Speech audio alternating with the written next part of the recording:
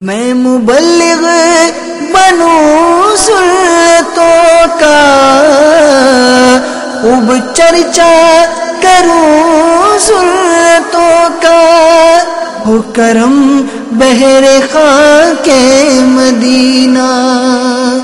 الحمدللہ رب العالمین والصلاة والسلام علی سید المرسلین، اما بعد فاعوذ باللہ من الشیطان الرجیم، بسم اللہ الرحمن الرحیم۔ پڑھیے الصلاۃ والسلام علیک یا رسول اللہ وعلی آلک واصحابک یا حبیب اللہ۔ الصلاۃ والسلام علیک یا نبی اللہ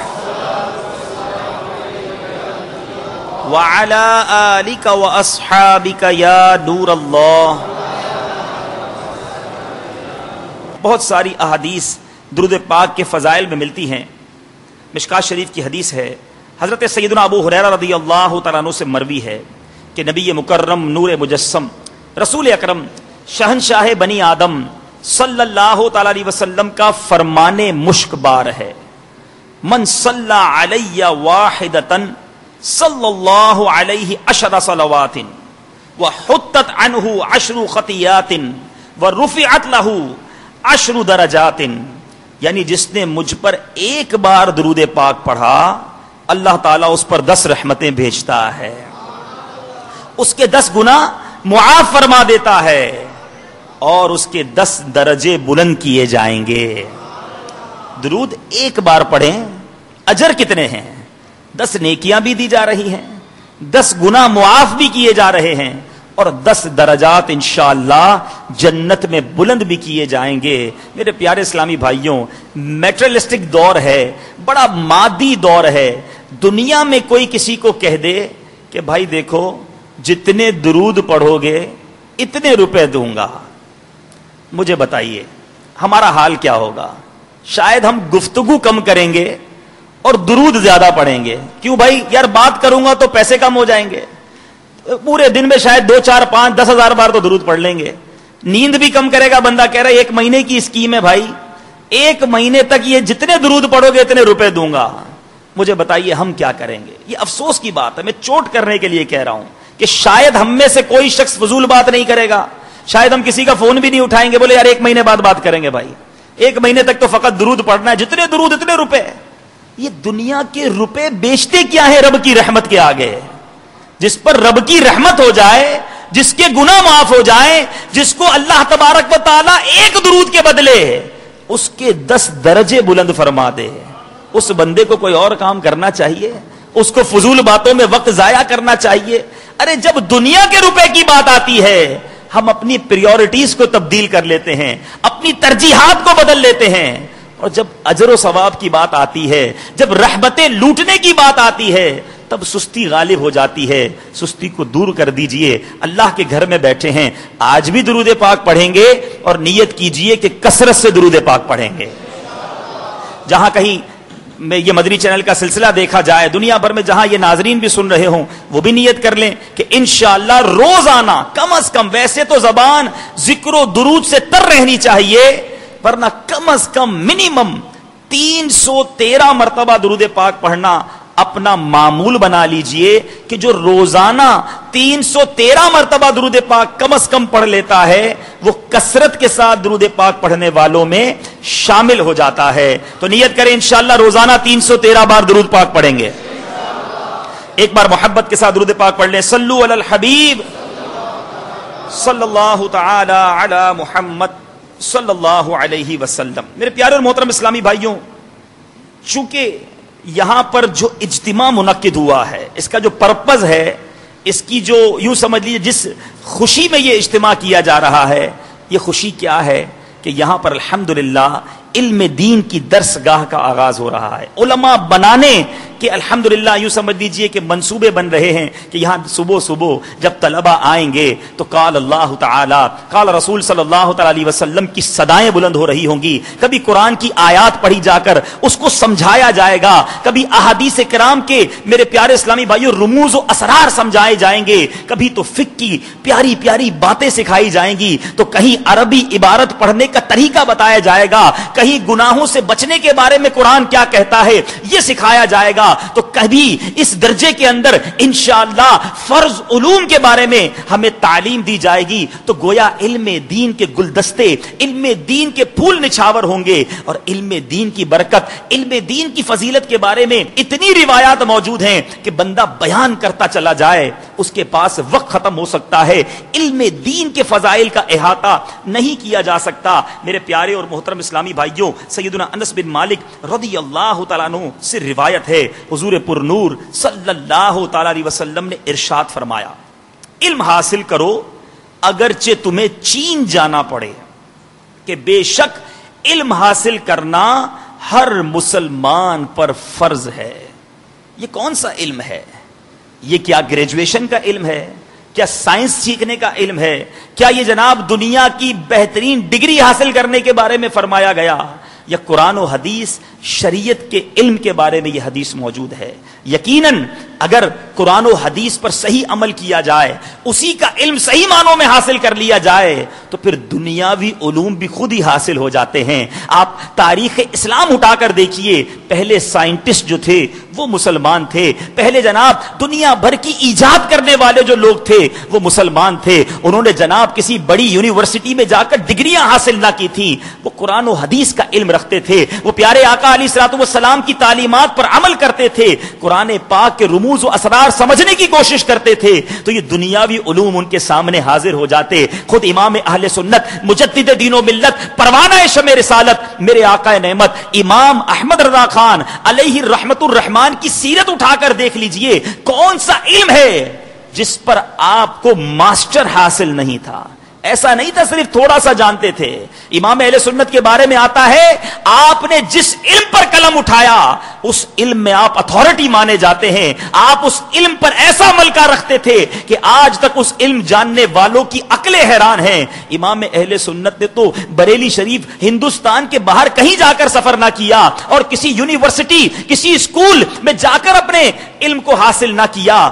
قرآن و حدیث سے شغف رکھا, پیارے آقا کی تعلیمات پڑھتے رہے, دوسروں کو پڑھاتے رہے. اللہ تعالیٰ نے یہ تمام علوم آپ کو عطا فرما دیے. تو بہرحال ہم نے سنا علم حاصل کرنا فرض ہے. مزید سنیے, حضرت سیدنا کثیر بن قیس رحمت اللہ تعالی علیہ فرماتے ہیں کہ میں حضرت سیدنا ابو دردہ رضی اللہ تعالیٰ عنہ کے ساتھ جامع مسجد دمشق میں بیٹھا ہوا تھا کہ ایک شخص نے حاضر ہو کر عرض کیا, اے ابو دردہ رضی اللہ تعالیٰ عنہ, مجھے خبر ملی ہے کہ آپ رضی اللہ تعالیٰ عنہ حضور نبی کریم رؤوف الرحیم صلی اللہ تعالیٰ علیہ وسلم کی ایک حدیث بیان کرتے ہیں, لہذا میں مدینہ منورہ سے صرف وہ حدیث سننے کے لیے حاضر ہوا ہوں. مدینہ منورہ سے کہاں پہنچے؟ جامع مسجد دمشق سیریا کے اندر. آلموسٹ 3 گھنٹے کا تو ہوائی جہاز کا سفر ہے. اس زمانے میں جہاز نہیں تھا, اونٹ گھوڑوں پر نہ جانے کتنے مہینے لگے ہوں گے. اب حضرت ابو دردہ رضی اللہ تعالیٰ عنہ نے فرمایا, تم کسی اور کام سے تو نہیں آئے؟ عرض کی جی نہیں. فرمایا صرف یہی حدیث سننے کے لیے آئے ہو؟ عرض کی جی ہاں. تو آپ رضی اللہ تعالیٰ عنہ نے بیان فرمایا کہ میں نے حضور نبی پاک صاحب لولاک سیاہ افلاک صلی اللہ تعالی علیہ وسلم کو ارشاد فرماتے سنا ہے, جو طلب علم کے لیے کسی راستے پر چلا تو اللہ عز و جل اسے جنت کے راستے پر چلا دے گا, اور فرشتے طالب علم کی رضا کے لیے اپنے پر بچھا دیتے ہیں. بے شک عالم کی فضیلت عابد پر ایسی ہے جیسی 14ویں رات کے چاند کی تمام ستاروں پر, اور عالم کے لیے زمین و آسمان کی تمام مخلوق استغفار کرتی ہے, حتیٰ کہ مچھلیاں پانی میں. مزید فرماتے ہیں, میرے آقا کا فرمان جاری ہے, فرماتے ہیں بے شک علماء انبیاء کرام علیہم الصلوۃ والسلام کے وارث ہیں, اور انبیاء کرام درہم و دینار کا وارث نہیں بناتے، بلکہ وہ تو علم کا وارث بناتے ہیں۔ جس نے اسے لے لیا اس نے وافر حصہ لے لیا۔ اے میرے پیارے اور محترم اسلامی بھائیوں اور مدنی چینل کے ناظرین، ذرا سوچئے تو صحیح، ہمارے اسلاف کا علم دین سیکھنے کا جذبہ کیسا تھا؟ ہزاروں ہزار میل کا سفر کرتے کہ ایک حدیث سننے کو مل جائے، کوئی علم کی بات مل جائے، اور کیوں نہ سفر کریں، کیوں نہ تکلیف اٹھائیں۔ ارے کوئی دنیا کی ایسی یونیورسٹی ہو تو آپ بتا دیجئے، کوئی دنیا کا ایسا تعلیمی ادارہ ہو تو آپ بتا دیجئے، کوئی دنیا کا ایسا فن یا دنیا کی کوئی ایسی اسپیشلٹی ہو تو آپ بتا دیجئے کہ جس کے لیے آپ گھر سے نکلے تو جانور درندے جو ہیں، جو سمندر کی مچھلیاں جو ہیں، زمین پر چلنے والی چونٹیاں جو ہیں، وہ آپ کے لیے دعائے مغفرت کرنا شروع کر دیں۔ یہ دنیا کا کوئی سفر، اس کی یہ فضیلت تو ہم نے نہیں پڑھی ہے تو یہ پڑھی ہے کہ جب طالب علم دین نکلتا ہے، علم سیکھنے کے لیے اگر کوئی گھر سے نکلتا ہے تو اس کے لیے یہ جانور، یہ درندے، یہ چونٹیاں، یہ مچھلیاں دعائیں مغفرت کرتے ہیں۔ اور میرے پیارے اسلامی بھائیوں، یہاں تک کہ فرشتے اس کی راہ میں پر بچھا دیتے ہیں۔ کیسی فضیلت ہے! یہ بولنا بڑی آسان اور آرڈنری بات ہے۔ ارے آج دنیا میں ہم گھر سے نکلتے ہیں تو یہ ٹینشن ہوتی ہے کہ اس مقام پر پہنچیں گے کہ نہیں پہنچیں گے، واپس خیریت سے آئیں گے کہ نہیں آئیں گے۔ لیکن اللہ تعالی کے کرم سے جو راہ علم میں گھر سے نکلتا ہے اس پر رحمتوں کی برسات ہوتی ہے۔ روایتوں میں آتا ہے اگر راستے میں مر گیا تو شہید کا رتبہ پالے گا۔ یہ کیسا سفر ہے، یہ کیسی تکلیف ہے، یہ کیسی ایفرٹ ہے کہ جب گھر سے نکلے، ایسا نہیں ایک بار مدرسے گیا تو ایک ہی بار فضیلت ملے گی۔ جب راہ علم دین میں کوئی نکلتا ہے، اللہ کی رضا کے لیے ہو، نیت سچی ہو، انٹینشن درست ہو کہ علم دین سیکھنا ہے، اللہ کی رضا کے لیے سیکھنا ہے، تو برکتیں ہی برکتیں ہیں۔ میرے پیارے اور محترم اسلامی بھائیوں اور مدنی چینل کے ناظرین، ذرا سوچئے، حضرت سیدنا امام شعبی علیہ رحمت اللہ القوی فرماتے ہیں اگر کوئی شخص ملک کے شام کے ایک کونے سے ملک کے یمن کے دوسرے کونے تک سفر کر کے ایک ایسا کلمہ یاد کر لے جو اسے آئندہ زندگی میں فائدہ دے تو میرے نزدیک اس کا سفر ضائع نہیں گیا۔ ایک طرف تو ہمارے اسلاف کا یہ طریقہ، یہ علم دین سے محبت، یہ احادیث کرام سیکھنے کا جذبہ، دوسری طرف ہمارا حال کیا ہے؟ ہماری مسجد میں درس ہوتا ہے، ہمیں علم دین سکھایا جاتا ہے، ہم نہیں بیٹھتے، ہمیں اجتماع کی دعوت دی جاتی ہے، ہمارے پاس وقت نہیں ہے، ہمیں مدنی قافلوں میں سفر کے لیے عرض کیا جاتا ہے کہ مہینے میں 3 دن عطا فرما دیں، پورے 12 ماہ میں 30 دن عطا فرما دیں اور کچھ علم دین سیکھ لیں، ہمارے پاس ٹائم نہیں ہے۔ میرے پیارے اسلامی بھائیوں، دعوت اسلامی نے اب گھر گھر میں علم دین پہنچانے کے لیے مدنی چینل شروع کر دیا کہ چلو جو گھر سے نہیں نکلتا، مسجد میں بھی نہیں آتا، اجتماع میں نہیں آتا، اس کے گھر میں جا کر اسے علم دین سکھا دو۔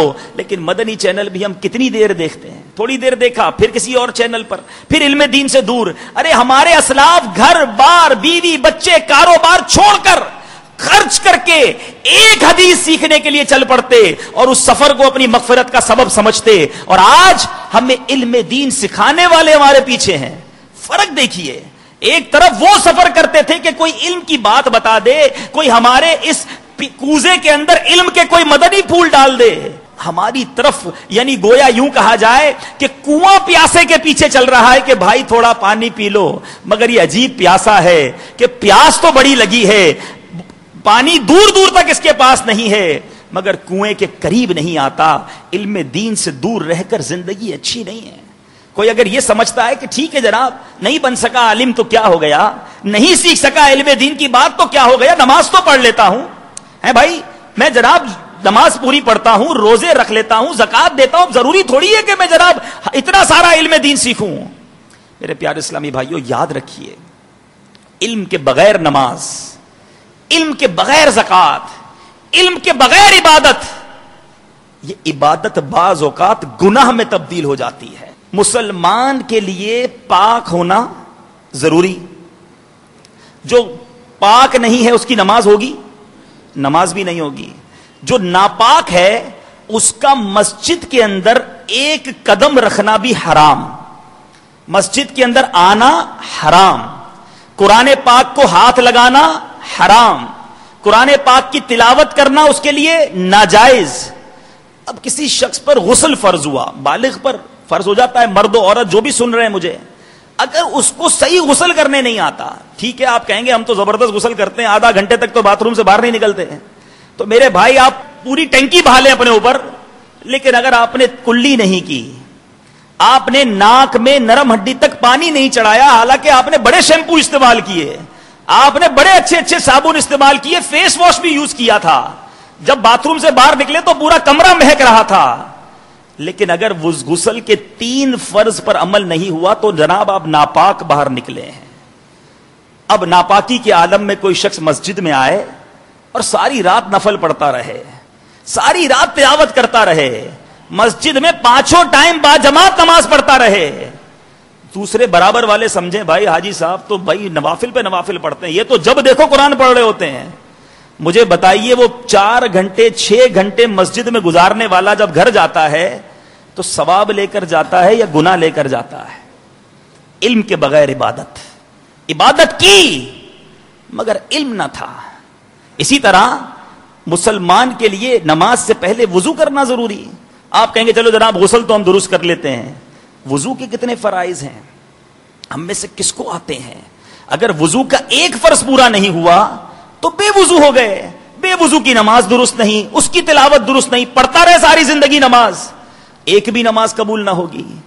اب آئیے جناب وضو بھی ٹھیک کر لیا، اب نماز میں جو تلاوت کر رہا ہے وہ تلاوت کس کس کی درست ہے؟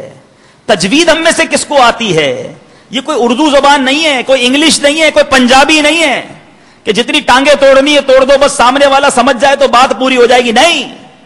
عربی موسٹ سینسٹیو لینگویج ہے، بڑی فصاحت ہے، بڑی بلاغت ہے، ایک زبر زیر اس کے معنی کو کہاں سے کہاں لے جاتا ہے، پروناؤنسیشن کی، تجوید کی، مخارج کی ایک غلطی آپ کے معنی کو کہاں سے کہاں لے جائے گی۔ کئی بار مدنی چینل پر یہ ایگزامپل دی گئی ہے، لیکن چونکہ ٹاپک ہے وداؤٹ نالج اگر عبادت کی جا رہی ہے، بغیر علم کے عبادت ہو رہی ہے تو وہ عبادت کس کام کی؟ بلکہ وہ عبادت کنورٹ ہو جائے گی گناہ کے اندر، عذاب میں بندہ وہ گرفتار ہوگا، بلے لوگ سمجھ رہے عبادت کر رہا ہے۔ فجر میں اٹھا، لوگ سو رہے تھے، سارے گھر والے سو رہے ہیں، سردی ہے، بڑی مشکل سے اٹھا، گرم پانی بھی نہیں، ٹھنڈے پانی سے بیچارے نے وضو کیا، مگر تلاوت درست نہ کی، سجدہ صحیح نہ کیا، کتنی ہڈیوں پر سجدہ ہوتا ہے۔ بات یہیں آ گئی، وداؤٹ نالج، بغیر علم کے عبادت۔ تو علم وہ چابی ہے جو قبولیت کا دروازہ کھول دیا کرتی ہے۔ بغیر علم کے عبادت کرنے والے کی اگزامپل یوں سمجھیے کہ کسی شخص کو جانا تھا جناب لاہور، مرکز الاولیاء لاہور، اسٹیشن پہنچا، ٹکٹ خریدی اور بلوچستان کی گاڑی میں بیٹھ گیا، پیسے بھی لگے، ٹھیک ہے بھائی، ٹائم بھی لگا اور منزل سے دور بھی ہو گیا۔ بغیر علم کے عبادت کرنے والا بعض اوقات ایسا ہوتا ہے، کوشش بھی کرتا ہے، تکلیف بھی اٹھاتا ہے، مگر منزل سے دور ہو جاتا ہے، گناہ لے کر لوٹتا ہے۔ تو علم کے بارے میں کیوں اتنی روایات ہیں؟ کیوں کہا جاتا ہے علم سیکھیے؟ فقط عبادت ہی سب کچھ نہیں ہے، ہمیں علم سیکھنا ہوگا۔ اور پھر میں تو بہت تھوڑی بات کر کے آگے بڑھ رہا ہوں، شادی شدہ جو ہے اسے معلوم ہے کس بات کے کہنے سے طلاق واقع ہو جاتی ہے، زہار کے کیا مسائل ہیں، حرمت مساہرت کیا ہے۔ شاید ہم میں سے کئی لوگوں نے تو لفظ پہلی بار سنے ہوں گے، مگر کئی بچوں کے باپ بھی ہوں گے، شادی ہوئے ان کے بچوں کی بھی شادیاں ہو گئی ہوں گی، تو شادی کرنا تو یاد تھا، علم کیوں نہ سیکھا اس کا؟ تو بہت ساری ایسی ایگزامپل ہیں، ہم میں سے کئی کاروباری یہاں بیٹھے ہیں، ہمیں یہ تو پتا ہے کہ بزنس میں کیسے دھندا کرنا چاہیے، نفع کیسے ہوگا ہم سے پوچھ لیجئے، لیکن آپ نے کبھی یہ سوچا کہ یہ جملہ کہنے سے حلال و حرام تو نہیں ہو جاتا؟ کون سی ڈیل میری سود میں مبتلا کر دے گی، کون سی میری شرط فاسدہ اس ڈیل کو ناجائز قرار دے دے گی، یہ تو ہمیں نہیں آتا تھا۔ ہم نے دادا صاحب اپنے دادا کو، اپنے والد کو کاروبار کرتے دیکھا، ہم بھی ویسے ہی کاروبار کر رہے ہیں۔ میرے پیارے اسلامی بھائیوں، امپورٹنس ہے اسلام میں علم دین کی، لیکن بدقسمتی یہ ہے کہ علم دین سیکھنے کا ہم میں سے کسی کے پاس ٹائم نہیں ہے۔ ہمارے پاس ایسی کریج نہیں ہے, ایسا جذبہ نہیں ہے کہ آگے بڑھ کر میں کسی مفتی صاحب کے پاس چلا جاؤں کہ حضرت میں یہ کرتا ہوں, میں شادی شدہ ہوں, میں اسٹوڈنٹ ہوں, میں نوکر ہوں, یا میں سیٹ ہوں, میرے بچے ہیں, میرے یہ معمولات ہیں, مجھے بتائیے مجھ پر کیا کیا کیا سیکھنا ضروری ہے. اس کی کسی کو فکر نہیں ہے. یاد رکھیے, بعض اوقات سالوں کی عبادت بندے کے منہ پر مار دی جاتی ہے. آپ لاکھوں زکات دیتے رہیں. پچھلے دنوں دعوت اسلامی کے ایک اجتماع میں ہمارے مفتی صاحب نے بیان میں بتایا کہ ایک شخص کم و بیش 12 سال سے زکات نکالتا تھا. اتنی بڑی وہ پارٹی تھی کہ سال کے 80 لاکھ روپے اس کی زکات نکلتی تھی, ہر سال نکالتا تھا. 12 سال کے بعد اس کو خیال آیا کہ میں جا کر چیک تو کر لوں کہ میں زکات جس پروسیجر سے نکالتا ہوں وہ درست ہے کہ نہیں ہے. دارالفتہ اہل سنت میں وہ آیا, ڈسکشنز ہوئی, ثابت یہ ہوا کہ 12 سال میں 1 روپیہ بھی اس کی زکات ادا نہیں ہوئی. اب لاس دیکھیے, علم نہ سیکھنے کا لاس. پیسے نکلے, جیب خالی ہوئی, چلے اللہ کی راہ میں گئے, مگر فرض ادا نہیں ہوا. یہ ہے ڈفرنس علم نہ ہونے کا. تو میرے پیارے اسلامی بھائیوں, دعوت اسلامی چاہتی ہے کہ دنیا بھر میں مسلمانوں تک علم دین پہنچایا جائے. جو علم دین سے دور ہیں انہیں اس بات کا ادراک دلوایا جائے کہ دیکھو تھوڑی سی کوشش کر کے سیکھ لو جو تمہارے لیے ضروری ہے. مسلمان ہو تو غسل تو آنا چاہیے, وضو آنا چاہیے, نماز آنی چاہیے, زکات دینی ہے تو زکات کے طریقہ آنا چاہیے, شادی شدہ ہو تو طلاق اور کنایا کے مسائل سیکھ لو, کاروبار کرتے ہو تو تجارت کے احکام سیکھ لو, حج پہ جا رہے ہو تو حج سیکھ لو. حج کرنے جائیے تو پتہ چلتا ہے کہ سینکڑوں ہزاروں لوگ کا حج ہی نہیں ہوتا, اور نہ جانے کتنے تو کتنے دم لے کر واپس لوٹتے ہیں. سیکھا نہیں تھا. ارے 2 لاکھ روپے 3 لاکھ روپے خرچ کر کے حج پہ جا رہے ہو, 2-4 دن دے کر حج سیکھ لو. سیکھنے کا ٹائم نہیں ہے, خرچہ کروا لو ہم سے. ارے بھائی زندگی میں موقع ملا ہے, کس طرح حاضری دینی ہے سیکھ لو. سیکھنے کا ٹائم نہیں ہے. نہیں میرے پیارے اسلام بھائی, زندگی اچھی نہیں ہے. علم دین سے دور رہ کر زندگی اچھی نہیں ہے. یہ کیسی زندگی ہے کہ میرے نام کے ساتھ جاہل کا ٹائٹل لگا ہوا ہے. جی ہاں, جو علم نہیں جانتا وہ جاہل ہے, اور جو فرض علوم نہیں جانتا, جو اس پر ضروری ہے سیکھنا, وہ فاسق ہے. تو آپ کو اچھا لگتا ہے کہ مجھے 30 سال ہو گئے اسلام میں آئے ہوئے, 40 سال کے بھی بیٹھے ہیں کہ میرے نام کے آگے جاہل و فاسق ہو. نکالیے اپنے آپ کو اس ٹائٹل سے, سیکھیے علم دین.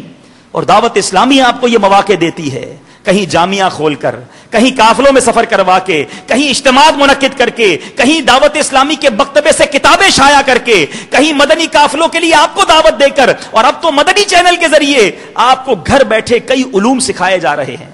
مگر کون ہے جو وقت دے, کون ہے جو سیکھے؟ شیطان نے ایسا جکڑ لیا ہے ہمیں اپنے معمولات میں کہ علم دین کی طرف ہمیں بڑھنے نہیں دیتا.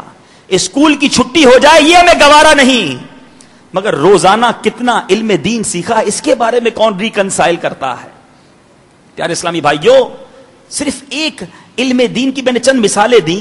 اب جو چونکہ جامعۃ المدینہ شروع ہو رہا ہے, یہاں احادیث پڑھائی جائیں گی. ایک ہی پہلی حدیث, بخاری شریف کی جو پہلی حدیث ہے, اس میں ہی ہمارے لیے کس قدر میرے پیارے اور محترم اسلامی بھائیوں درس ہے. بخاری شریف کی حدیث ہے, امیر المومنین حضرت سیدنا عمر فاروق اعظم رضی اللہ تعالیٰ عنہ سے روایت ہے کہ شہنشاہ مدینہ, قرار قلب و سینہ, صاحب معطر پسینہ, باعث نزول سکینہ صلی اللہ تعالیٰ علیہ وسلم نے ارشاد فرمایا, انما الاعمال بالنیات, اعمال کا دار و مدار نیتوں پر ہے. بچے بچے کو یہ حدیث یاد ہے, مگر اس پر امپلیمنٹ کون کرتا ہے, اس پر عمل کون کرتا ہے؟ آپ سوچئے, عمل درست کر لیا, غلطی نہیں کی, نماز سیدھی سیدھی پوری صحیح پڑھ لی, وضو بھی ٹھیک کیا تھا, غسل بھی ٹھیک کیا, سجدہ بھی صحیح کیا, تلاوت بھی صحیح کی, پوری نماز پڑھ لی, مگر نیت اللہ کی رضا کی نہ تھی. نیت لوگوں کو دکھانے کی تھی, نیت لوگوں کی واہ حاصل کرنے کی تھی, تو بعض اوقات یہ نماز پڑھنا بھی اس کے لیے گناہ بن جاتا ہے. میرے پیارے اور محترم اسلامی بھائیوں, اسی طرح ہم نیت کے بارے میں سن رہے تھے. شیخ طریقت امیر اہل سنت نے اپنی مایا ناز تصنیف نیکی کی دعوت میں نیت کے حوالے سے بہت پیارے مدنی پھول عطا فرمائے ہیں. چند مدنی پھول آپ کی خدمت میں بڑھاتا ہوں, اپنے دل کے مدنی گلدستے میں سجاتے چلے جائیے, اور اس سے علم دین کی فضیلت اور علم دین کی امپورٹنس بھی سمجھتے جائیے. یہ بھی تو ایک علم ہے نا. اگر نیت کا ہی علم نہ ہو, باقی سارے علم سیکھ لیے, نیت کا ہی علم نہیں ہے اور نیت میں ہی بیڑا غرق ہے, تو بھی عمل برباد ہو جائیں گے. تو علم سیکھنا کتنا ضروری ہے. اب ایک علم جو ہے نیت, یہ کتنا پیارا علم, اور اس سے کیسی برکتیں حاصل ہوتی ہیں, سنتے چلے جائیے میرے پیارے اور محترم اسلامی بھائیوں. پیارے آقا مدینے والے مصطفیٰ صلی اللہ تعالی علیہ وسلم فرماتے ہیں اچھی نیت بندے کو جنت میں داخل کر دے گی. اچھی نیت بندے کو جنت میں داخل کر دے گی. اور ایک اور جگہ میرے آقا فرماتے ہیں اللہ عز و جل آخرت کی نیت پر دنیا عطا فرما دیتا ہے, لیکن دنیا کی نیت پر آخرت عطا کرنے سے انکار فرما دیتا ہے. بہت گہری بات ہے, سمجھنے والا سمجھے. آخرت کی نیت کرنے والے کو دنیا بھی دے دی جاتی ہے, اور جو دنیا کے لیے نیتیں کرتا ہے, دنیا والے راضی ہو جائیں, پھر اسے آخرت نہیں ملتی. تو بندہ آخرت کے لیے نیتیں کیوں نہ کرے, اللہ کی رضا کے لیے نیت کیوں نہ کرے. اے میرے پیارے اور محترم اسلامی بھائیوں اور مدنی چینل کے ناظرین, ذرا غور کیجئے آج ہماری نیتوں کا کیا حال ہے. کیا ہماری نیتوں میں اخلاص ہے؟ کیا ہماری نیتوں میں رب کی رضا ہے؟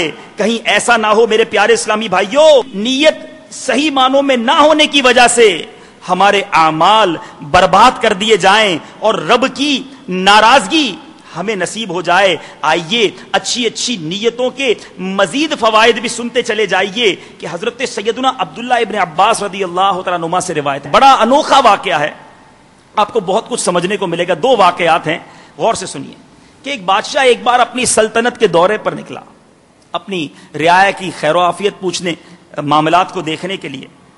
اس دوران ایک شخص کے پاس اس کا قیام ہوا. میزبان جو تھا وہ بادشاہ کو نہیں جانتا تھا کہ یہ بادشاہ ہے. تو شام کو جب وہ میزبان تھا, اس نے اپنی گائے کا دودھ دوہا, گائے کا دودھ نکالا. تو بادشاہ یہ دیکھ کر حیران ہو گیا کہ اس کی گائے نے 30 گایوں جتنا, 30 جانوروں جتنا, گائے جتنا دودھ دے دیا. بادشاہ بہت تعجب میں آ گیا اور میزبان کہنے لگا. تو بادشاہ نے اسی وقت جب یہ دیکھا تو نیت کر لی, بری نیت کر لی کہ میں یہ گائے پر قبضہ کر لوں گا. ایسی گائے 30 گایوں کا دودھ دیتی ہے, صرف دل میں برا ارادہ کیا. اب دوسرے روز جب شام کو وہ شخص گائے کا دودھ نکالنے گیا تو اس کی گائے سے آدھا دودھ نکلا. بادشاہ نے پوچھا یہ کیا بات ہے؟ وہ شخص جانتا نہیں تھا کہ یہ بادشاہ ہے. کہتا جناب ہو نہ ہو, بادشاہ نے اپنی رعایا کے ساتھ ظلم کی نیت کر لی ہے. ہمارا جو بادشاہ ہے نا, اس نے ظلم کی نیت کی ہے, اس لیے ہماری برکت ختم ہو گئی ہے. صرف نیت کی تبدیلی ہوئی. وہ بادشاہ نے دل میں نیت کی, توبہ کی, یہ میں نے کیا کر دیا, اور توبہ کرنے کے بعد نیت ختم کی. اس کو کہا جا کے پھر گائے کا دودھ دو. اگلے روز جب اس نے گائے کا دودھ نکالا تو پھر 30 گایوں کا دودھ نکلا. تو نیت خراب ہو تو برکت بھی چلی جاتی ہے. اسی طرح کا ایک واقعہ اور ملتا ہے. ایران کے بادشاہ کا لقب پہلے کسرا تھا. لوگ سمجھتے ہیں کہ کوئی ایک بادشاہ گزرا ہے جو کیسر و کسرا کے بارے میں ہم سنتے ہیں. ایران کا جو بھی بادشاہ ہوتا تھا اسے کسرا کہتے تھے, جیسے مصر کے بادشاہوں کو فرعون کہا جاتا تھا. تو ایک بار وہ کسرا جو ہے اپنے لشکر کے ساتھ جا رہا تھا, بچھڑ گیا اور کسی باغ میں جا پہنچا. اس نے پینے کے لیے پانی مانگا تو ایک بچی گنے کا ٹھنڈا میٹھا رس لے آئی. بادشاہ نے پیا تو بہت لذیذ تھا, بہت خوش ہوا. ایسا میٹھا رس. بچی سے استفسار کیا کہ تم اس رس کو کیسے بناتی ہو؟ تو اس نے بتایا کہ اس باغ میں بہت اعلیٰ قسم کے گنوں کی نسل ہے, ایسے اسپیشل شوگر کین ہیں, ایسے اسپیشل گنے ہیں کہ ہاتھ سے اس کا رس نچوڑ لیتی ہوں. جب بادشاہ نے یہ سنا تو اس کی نیت خراب ہو گئی. اس نے کہا یہ تو پورا باغ میں نے ہی قبضہ کر لینا ہے. پھر اس نے, بادشاہ نے ایک اور بچی کو کہا ایک اور گلاس نکال کے لے آؤ. اب جو وہ گئی تو تھوڑی دیر بعد پریشان سے واپس آئی اور بادشاہ کو کہا کہ ہمارے بادشاہ کی نیت خراب ہو گئی ہے. اس کو بھی نہیں پتا تھا یہ بادشاہ ہے. کہا کیوں, کیا ہو گیا؟ کہا بادشاہ کی نیت خراب ہو گئی ہے کسی معاملے میں, جب بھی اب گنوں سے رس نہیں نکل رہا ہے. اس بادشاہ نے نیت درست کی, توبہ کی, باغ چھیننے کی نیت ترک کر دی. بچی کو کہا واپس جاؤ, تو بچی خوشی خوشی پھر رس نکال کر لے آئے. ارے نیتیں درست ہو جائیں ہماری تو بیڑا پار ہو جائے گا. برکت ہی برکت مل جائے گی. امیر اہل سنت نے بڑی پیاری توجہ دلائی کہ ایک بندہ نیک کام کرنے جا ہی رہا ہے اور اگر اس میں اچھی اچھی نیتیں اور شامل کر لے, کیونکہ اعلیٰ حضرت خود فتاوی رضویہ میں لکھتے ہیں جس کا مفہوم ہے کہ اگر کوئی شخص اپنے گھر سے مسجد کے لیے اس لیے چلا کہ مسجد میں نماز ادا کروں گا تو اسے ہر قدم پر ایک نیکی ملے گی, ہر دوسرے قدم پر اس کا ایک گناہ معاف کر دیا جائے گا. مگر اعلیٰ حضرت لکھتے ہیں کہ فقیر نے کچھ نیتیں تحریر کی ہیں, اگر کوئی مسجد کی طرف جانے والا ان نیتوں کو اور شامل کر لے تو ثواب میں مزید برکت ہو جائے گی. پھر لکھتے ہیں بندہ یہ بھی نیت کر لے, نماز پڑھوں گا, مسلمانوں کو سلام بھی کروں گا, مسجد کی پہلی صف میں جماعت ادا کروں گا, راستے میں کوئی نابینا مل گیا تو اسے راستہ پار کرا دوں گا, مسجد میں یا راستے میں کسی کو گناہ کرتا دیکھا اس کو گناہ سے روک کر نہیں انل منکر کروں گا, کسی نے شرعی مسئلہ پوچھ لیا مجھے آتا ہوا تو بتا دوں گا, جنازہ ہوا تو جنازہ ادا کروں گا, ممکن ہوا تو کاندھا دوں گا, ساتھ قبرستان تک لے جاؤں گا. اب یہ سارے امور مسجد میں جا کر نہ ہوئے, جنازہ نہیں آیا, کسی کو لڑتے ہوئے نہیں دیکھا, کوئی اندھا نہیں پایا, لیکن چونکہ نیت تھی. اعلیٰ حضرت فرماتے ہیں اللہ کی رحمت سے امید 40 نیتیں لکھنے کے بعد فرماتے ہیں اگر اپنے گھر سے چلتے ہوئے کوئی یہ 40 نیتیں کر کے مسجد کی طرف چلے گا تو اب ہر قدم پر ایک نیکی نہیں بلکہ اسے 40 نیکیاں عطا کی جائیں گی, اور دوسرے قدم پر ایک گناہ معاف نہیں ہوگا, 40 گناہ معاف ہوں گے, کیونکہ اب چلنا فقط نماز کے لیے نہ تھا, اب 40 کاموں کے لیے چلنا تھا. تو سوچئے تو صحیح, 40 نیتیں کرنے میں وقت چند سیکنڈ لگا, مگر یہ علم سیکھ لیا. یہ ہے علم کی برکت کہ ایک بندہ نماز پڑھنے آیا, ہر قدم پر ایک نیکی اسے ملی. ایک عالم میں نیت گھر سے چلا, اس نے بھی اتنے ہی قدم چلے, اس نے بھی اتنا ہی سفر طے کیا, مگر ہر قدم پر 40 نیکیاں لے کر گھر چلا گیا. یہ ہے فرق میرے پیارے اسلامی بھائیوں. علم کی اہمیت یہ ہے, اور علم نیت یہ تو گویا ہم بھلا بیٹھے ہیں. الحمدللہ قربان جائیے شیخ طریقت امیر اہل سنت نے اب ہمیں نیتوں کا ایسا درس دینا شروع کر دیا ہے. بیان شروع فرمائیں تو نیتیں کرواتے ہیں, مذاکرہ شروع فرمائیں تو نیتیں فرماتے ہیں, مدنی قافلے میں سفر ہو جب نیتیں فرماتے ہیں, جب کھانے کے لیے دسترخوان پر بیٹھیں, ارے کھانا کھانا بھی اچھی نیت سے ہو سکتا ہے. ہم نے تو کبھی نہ سوچا تھا, ہماری نیت تو یہ ہوتی تھی کوئی ٹیسٹ والا کھانا مل جائے, کسی اچھی جگہ سے کھانا کھائیں گے, بڑی بھوک لگی ہے جناب آج تو پیٹ بھر کے کھانا کھائیں گے. وہ کھانا بھی کھایا, ثواب بھی نہ ملا, مگر اگر اچھی نیتوں سے کھانا کھا لیا جائے پیٹ تو پھر بھی بھر جائے گا, مگر کھانا کھانا بھی عبادت میں شامل ہو جائے گا. بات وہی ہے, اچھی نیت, نیت اچھی ہو عمل نہ بھی ہونا تو کیسی برکت ملتی ہے. بڑا دلچسپ واقعہ منقول ہے کہ ایک شخص غیر عربی تھا, عربی نہیں تھا, عجمی تھا, چند آدمیوں کے پاس پہنچا, وہ عربی تھے, وہ عربی آپس میں عربی زبان میں ایک دوسرے کو چھیڑ رہے تھے, عربی زبان میں چھیڑ رہے تھے. یہ عجمی تھا, بیچارے کو عربی آتی نہیں تھی. اس نے کہا یار ہو سکتا ہے یہ اللہ کا ذکر کر رہے ہوں گے. ان کے پاس بیٹھ گیا, وہ جو چھیڑ چھاڑ میں عربی بول رہے تھے یہ وہی دہرانا شروع ہو گیا, کہہ رہا یہ اللہ کا ذکر کر رہے ہیں میں بھی کر لیتا ہوں. نیت کیا تھی؟ اللہ کا ذکر کرنے کی, اللہ کی رضا کی. مجھے عربی نہیں آتی, یہ عربی میرے بھائی اللہ کا ذکر کر رہے ہیں میں ساتھ بیٹھ جاؤں. وہ ایک دوسرے کو چھیڑنے کے لیے بول رہے تھے. یہ شخص وہی کنٹینیو ریپیٹ کرتا رہا. کہا جاتا ہے کہ اللہ تعالیٰ نے اچھی نیت کی وجہ سے اس عجمی کی بخشش فرما دی. ذکر کیا اس نے نہیں, نیت اچھی تھی. مومن کی نیت اس کے عمل سے بہتر ہے. یہ میرے پیارے آقا کی حدیث پاک, اور یہ واقعہ مد نظر رکھیے کہ نیت ہونی چاہیے, عمل کرتا ہی رہے, اور نیت اچھی نہ ہو. یہ ہے علم کی برکت. یہ سیکھنا کتنا ضروری ہے. ہم میں سے کس کس کو علم نیت آتا ہے ہمیں نہیں پتا. اے میرے پیارے اسلامی بھائیوں, جیسے آپ نے کھانا کھانے کی نیتیں سنی ہوں گی مدنی چینل پر, اور بہت سارے معاملات, مدنی قافلے کی بہت ساری نیتیں امیر اہل سنت نے عطا فرمائی. اسی طرح میرے پیارے اسلامی بھائیوں, جوتا پہننے کے حوالے سے, کیا جوتا پہننے کی بھی نیتیں ہو سکتی ہیں؟ جی ہاں, امیر اہل سنت فرماتے ہیں کہ اتباع سنت میں جوتے پہنوں گا, کیونکہ پیارے آقا کی سنت ہے جوتے پہننا, تو میں سنت کی اتباع میں جوتے پہنوں گا. پہلی نیت یہ کر لیں, بلکہ نیت تو ہم ابھی بھی کر سکتے ہیں کہ جب جوتے پہنوں گا تو اتباع سنت میں پہنوں گا. کہیے انشاءاللہ. چلنے والے کے جوتوں کی آواز چونکہ سرکار علیہ الصلوۃ والسلام کو ناپسند تھی, اس لیے راہ چلتے یا سیڑھی چڑھتے وقت آواز پیدا نہ ہو اس کا خیال رکھوں گا. بسم اللہ الرحمن الرحیم پڑھ کر پہنوں گا. جوتے کے ذریعے پاؤں کو زخم یا گندگی وغیرہ سے محفوظ رکھنے کی کوشش کے ذریعے عبادت پر مدد حاصل کروں گا. پہننے میں سیدھے جوتے سے پہل کرنے کی سنت ادا کروں گا. یہ بھی سنتے جائیے کہ چپل جو ہے پہلے سیدھا پاؤں اس میں داخل کرنا چاہیے, پھر الٹا پیر, تو سیدھا پاؤں داخل کرنا چاہیے. اب اس میں بھی علماء نے سوالات قائم کیے کہ مسجد سے باہر نکلتے وقت تو الٹا پیر نکالنا ہے اور چپل میں سیدھا پیر داخل کرنا ہے, اسی طرح مسجد میں آتے وقت سیدھا پیر داخل کرنا ہے مگر چپل سے الٹا پیر نکالنا ہے. امام اہل سنت کی عقل پر ہماری جانیں قربان. اعلیٰ حضرت نے بڑا اچھا طریقہ ارشاد فرمایا کہ جب مسجد سے باہر نکالے الٹا پیر مگر چپل کے اوپر رکھ دے. اب سیدھا پیر نکال کے سیدھے پیر چپل میں داخل کر دے, تو مسجد سے نکلنے کی سنت بھی ادا ہو گئی, چپل پہننے کی سنت بھی ادا ہو گئی. اب مسجد میں آ رہے ہیں, نکالنا الٹا پیر ہے, ڈالنا مسجد میں سیدھا پیر ہے. اعلیٰ حضرت فرماتے ہیں الٹا پیر نکالے سنت کی نیت سے اور چپل کے اوپر ہی الٹا پیر رکھ لے. اب سیدھا پیر چپل سے نکال کر مسجد میں داخل ہو جائے, تو دونوں سنتوں پر عمل ہو گیا. تو یہ بھی نیت کرتے ہیں کہ جب باہر نکلیں گے تو مسجد سے الٹا پیر باہر نکالیں گے اور سیدھا پیر چپل میں داخل کریں گے.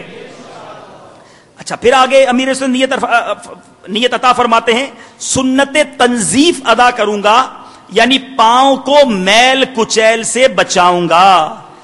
میرے پیارے اور محترم اسلامی بھائیوں, یہ چند باتیں آج کے بیان میں ہم نے سیکھنے کی کوشش کی. اللہ تبارک و تعالیٰ سے دعا ہے مالک کریم ہم سب کو علم دین سیکھنا, علم دین پھیلانا, اس میں کوششیں کرنا عطا فرمائے.